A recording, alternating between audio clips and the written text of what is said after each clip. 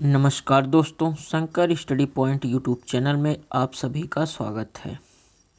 आज मैं आप सभी लोगों के लिए करंट अफेयर्स के महत्वपूर्ण प्रश्न को लेके आए हैं, जो पर डे सुबह 5 बजे आप सभी को वीडियो मिलेगा। चलिए स्टार्ट करते हैं। यहाँ पे देखिए लिखा है कि global scale technical ammonium nitrate complex. चलिए देखते हैं इसके आगे। ये जो है ओडिशा के मुख्यमंत्री ने तकनीकी अमोनियम नाइट्रेट परिसर की आधारशिला रखी। ओडिशा के मुख्यमंत्री नवीन पटनायक ने 9 दिसंबर 2021 को गंजम के गोपालपुर में एक वर्चुअल प्लेटफॉर्म पर technical ammonium nitrate manufacturing complex की नींव रखी। तो किसने रखी है? नवीन पटनायक, जो उड़ीसा के क्या है, मुख्यमंत्री हैं। चलिए अगले में बात करते हैं। आगे है स्मार्ट केम टेक्नोलॉजीज लिमिटेड 2200 करोड़ रुपए के निवेश से इस स्थापना कर रही है। कृषि उद्योग, खनन जैसे विविध क्षेत्रों में कई उद्देश्यों के लिए उपयोग किया जाने वाला नाइट्रेट राज्य में इन क्षेत्रों को भारी बढ़ावा देगा। चलिए अगले पिक्चर की बात कर लेते हैं। अगला पिक्चर है आप लोगों के सामने। चलिए इसके बारे में बात करते हैं। तो यह है छत्तीसगढ़ में institute of driving and traffic research का उद्घाटन। मुख्यमंत्री कौन है? भूपेश बघेल ने 9 दिसंबर 2021 को छत्तीसगढ़ सरकार के पहले institute of driving and traffic research का उद्घाटन किया। तो किसने किया? भूपेश बघेल ने किया। कब किया?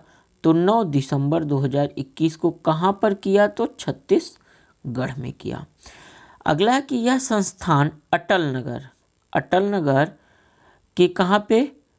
नवा रायपुर में 20 एकड़ भूमि पर 17 करोड़ रुपए की लागत से बनाया गया है। चलिए आगे देख लेते हैं। आगे इसमें लिखा है कि इस संस्थान में क्या लिखा है? मारुति सुजुकी के विशेषज्ञ प्रशिक्षकों द्वारा ड्राइविंग प्रशिक्षण दिया जाएगा। आगे लिखा है कि ट्रक जैसे बड़े वाहन चलाने के लिए 30 दिनों का क्या किया जाएगा? प्रशिक्षण दिया जाएगा। चलिए अगले पिक्चर की बात करते हैं। अगला जो हम लोग का पिक्चर है यह देख लीजिए। यह कौन है? तो यह बालकृष्ण दोषी को किया जाएगा रॉयल गोल्ड मेडल्स 2022 में सम्मानित किया जाएगा। किसको? बालकृष्ण दोषी को, जो रॉयल गोल्ड मेडल 2022 से सम्मानित किया जाएगा। लिखा है कि बालकृष्ण दोषी को royal institute of British architects द्वारा रॉयल गोल्ड मेडल 2022 द्वारा प्राप्त होगा। वास्तुकला के लिए दुनिया का सर्वोच्च सम्मान है। यह पुरस्कार 2022 में एक समारोह में प्रदान किया जाएगा। किसे दिया जाएगा? तो यह बालकृष्ण दोषी को दिया जाएगा। चलिए और देख लीजिए इनके बारे में। लिखा है कि उनकी कई प्रतिष्ठित इमारतों में भारतीय प्रबंधन संस्थान बेंगलोर, अरण्या लो कास्ट हाउसिंग 1989 इंदौर, जिसने 1995 में वास्तुकला के लिए आगा खान पुरस्कार भी जीता था। ठीक, चलिए अगले पिक की बात करते हैं। अगला हम लोग का पिक्चर ये है इसरो के बारे में बात करते हैं। इसरो ने किया NALC मैसेजिंग सेवा के R&D को मजबूत करने के लिए ओप्पो के साथ समझौता। तो किसने किया है? इसरो ने NAVLC मैसेजिंग सेवा संस्थान अनुसंधान और विकास को मजबूत करने के लिए ओप्पो की भारतीय शाखा के साथ एक समझौते पर हस्ताक्षर किया है। चलिए आगे देखते हैं। आगे लिखा है वे तेजी से एंड टू एंड एप्लीकेशन विशिष्ट समाधान बनाने के लिए NAVLC मैसेजिंग सेवाओं की तकनीक जानकारी का आदान प्रदान करेंगे। आगे इसके बारे में दिया है कि NAVLC प्रणाली भारतीय मुख्य भूमि और भारतीय मुख्य भूमि से 1500 किलोमीटर तक के क्षेत्र को कवर करने वाली क्षेत्रीय नेविगेशन सेवाएं प्रदान करती हैं। चलिए अगले बारे में बात करते हैं, अगले पिक के बारे में। अगला जो हम लोग का पिक है वह है कि भारत 2023 में अपना मानव अंतरिक्ष मिशन गगनयान लॉन्च करेगा। कब करेगा? तो भारत 2023 में गगनयान लॉन्च करेगा, जो क्या है, मानव अंतरिक्ष मिशन के अंतर्गत किया जाएगा। भारत का पहला मानव अंतरिक्ष मिशन गगनयान 2023 में लॉन्च किया जाएगा। यह जानकारी संघ राज्य स्वतंत्र प्रभार विज्ञान एवं प्रौद्योगिकी जितेंद्र सिंह ने 9 दिसंबर 2021 को दी। चलिए आगे देख लेते हैं। 2022 में लिखा है कि 2022 में गगनयान के 2 मानव रहित मिशन भी होंगे। दूसरा मिशन 2022 के अंत में इसरो द्वारा विकसित एक अंतरिक्ष यात्री मानव रोबोट व्योममित्र ले जाएगा। चलिए अगले पिक्चर की बात करते हैं। अगला हम लोग जो पिक्चर देख रहे हैं यह है जम्मू कश्मीर में 1000 अटल टिकरिंग प्रयोगशालाएं स्थापित करेगा नीति आयोग। कौन करेगा? तो नीति आयोग के अध्यक्ष कौन है? तो माननीय प्रधानमंत्री जी हैं। उनका क्या नाम है? नरेंद्र मोदी। जम्मू कश्मीर में 1000 अटल टिकरिंग प्रयोगशालाएं स्थापित कौन करेगा? तो नीति आयोग करेगा।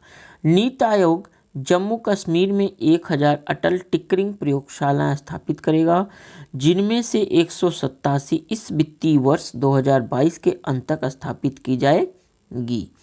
चलिए आगे बात करते हैं कि प्रयोगशालाओं का निर्माण बच्चों को प्रयोग करने और वैज्ञानिक घटनाओं के बारे में उनकी समझ को व्यापक बनाने के अवसर प्रदान करेगा। पहल के एक भाग के रूप में किया जाएगा। अगला है कि शेष 106 प्रयोगशालाएं स्थापित करने की प्रक्रिया भी शीघ्र शुरू की जाएगी। चलिए अगले पिक्चर की बात करते हैं। अगला जो पिक्चर है यह है NEDFI ने की कारीगरों के लिए नई आत्मनिर्भर हस्तशिल्पकार योजना की घोषणा। उत्तर पूर्वी विकास वित्त निगम लिमिटेड ने आत्मनिर्भर हस्तशिल्पकार योजना शुरू की है। इसका उद्देश्य है आय सृजन गतिविधियों के लिए सावधि ऋण के रूप में वित्तीय सहायता प्रदान करके पूर्वोत्तर क्षेत्र के कारीगरों का विकास करना है। चलिए आगे देखते हैं। आगे इसमें है कि क्रेडिट सुविधा संपार्श्विक मुक्त है और इसमें 6% प्रतिवर्ष की रियायती ब्याज दर है, जो 24 महीनों में चुकाने योग्य है। चलिए अगले पिक्चर की बात करते हैं। तो अगला है फेडरल बैंक। बैंक इंश्योरेंस के लिए फेडरल बैंक और स्टार हेल्थ इंश्योरेंस ने किया समझौता। फेडरल बैंक ने star health and aligned insurance company limited के साथ समझौता किया।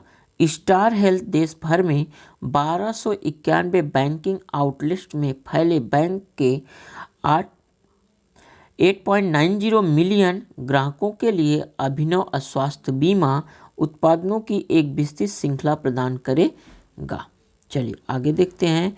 बैंक के ग्राहक बैंक के विभिन्न वितरण चैनलों के माध्यम से स्टार हेल्थ के खुदरा उत्पादों, ग्रुप एफिनिटी उत्पादों का लाभ उठा सकते हैं। चलिए अगला जो हमारा पिक्चर है यह है कानपुर। IIT कानपुर के वैज्ञानिकों ने यंग जियो स्पेशल साइंटिस्ट पुरस्कार। IIT कानपुर के रूपेश गोयल ने दिसंबर 2021 में यंग जियोस्पेशियल साइंटिस्ट पुरस्कार जीता। उन्हें भारतीय जियोइड मॉडल और कम्यूटेशन सॉफ्टवेयर विकसित करने में उनके अद्वितीय योगदान के लिए भी सम्मानित किया गया है। चलिए आगे बात करते हैं। रजपुरी कामाक्षी की स्मृति में 35 वर्ष से कम आयु के होनहार वैज्ञानिकों को 2011 से हर वर्ष यंग जियोस्पेशियल साइंटिस्ट पुरस्कार और एक स्वर्ण पदक प्रदान किया जा रहा है। तो कब से? 2011 से प्रदान किया जा रहा है। और कितने वर्ष? 35 वर्ष की कम आयु के बच्चों को। चलिए आगे लिखा है नीति आयोग। इसमें लिखा है कि नीति आयोग ने CESL के साथ लॉन्च किया ई सवारी इंडिया ई बस गठबंधन। ई सवारी इंडिया ई बस गठबंधन नीति आयोग ने CESI के साथ लॉन्च किया है।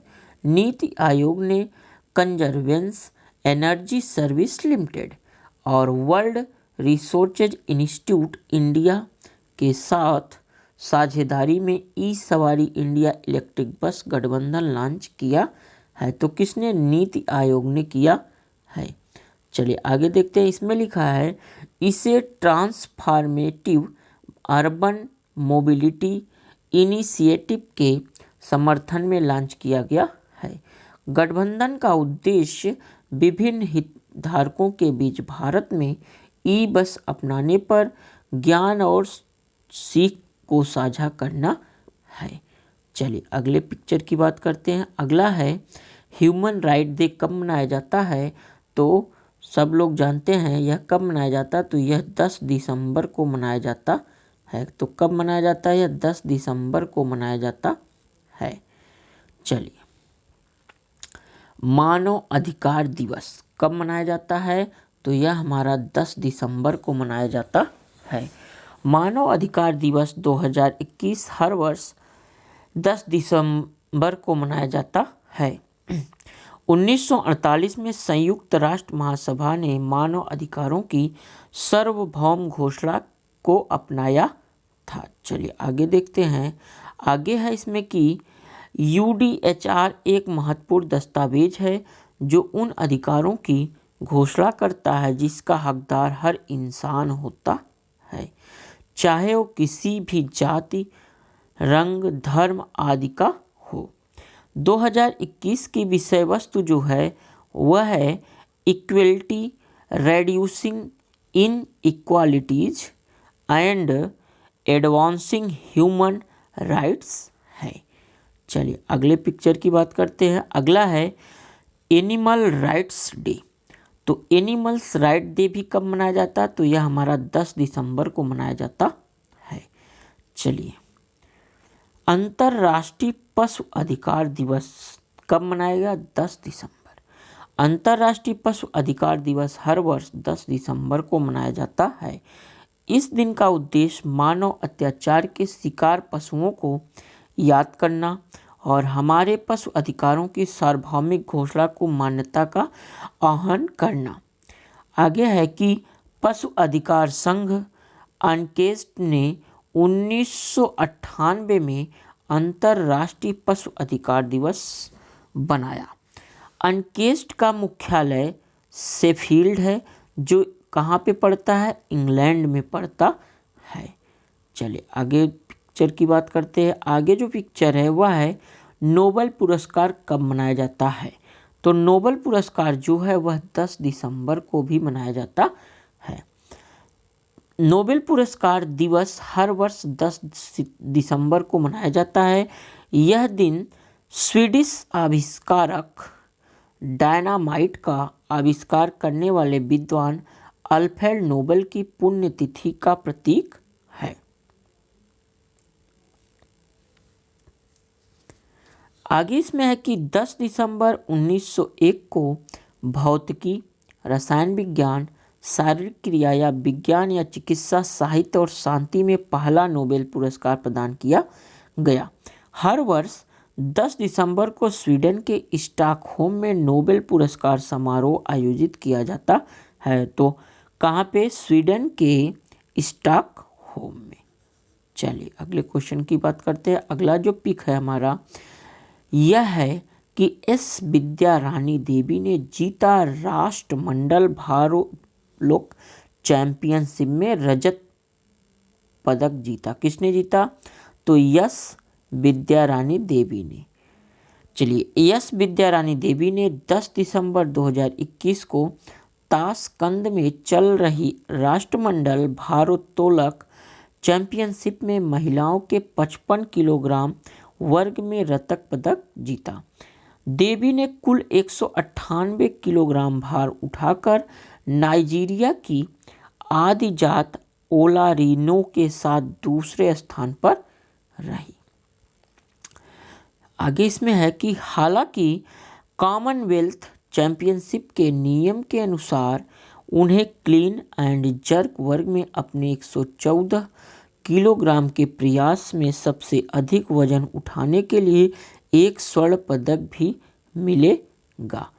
तो ये आज थे आप सभी लोगों के लिए करंट अफेयर्स के कुछ महत्वपूर्ण प्रश्न। चैनल पर यदि नए हैं तो चैनल को सब्सक्राइब करिए, शेयर करिए, लाइक करिए और बेल आइकन को प्रेस करिए, जिससे आने वाली सभी वीडियो को विद्यार्थी सबसे पहले देख सकें। Thanks for watching.